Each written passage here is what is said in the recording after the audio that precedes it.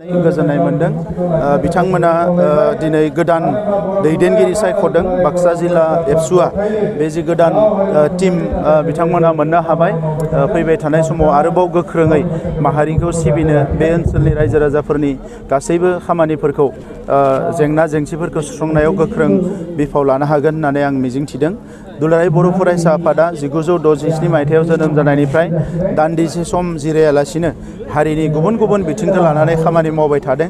आथिखालाव दिपेन बर' बिथांनि दैदेननायाव दुलाराय बर' फरायसा आफादा एकर्ड इमप्लिमेन्टेसननिफ्राय लानानै जोंनि सोलोंथाइ रांखान्थि समाजखान्थि गुबुन हारिफोरजों मोजाङै सोमोन्दो दानाय फारफ्रोमबो बिथिङावनो मोजां खामानि मावगासिनो दङ।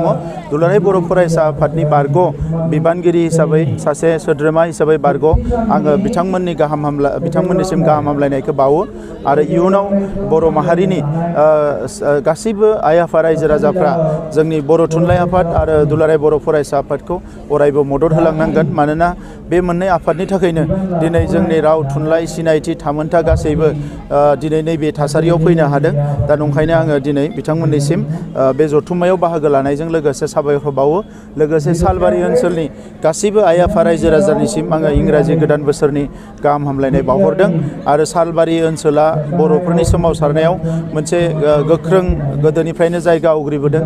दा बे ओनसोलाव जिफोर मुंख्लंफोर दङ बिथांमोननि खाथियावबो आंनि गोसो गोरबोनिफ्राय सिबिनायखौ बावहरदों।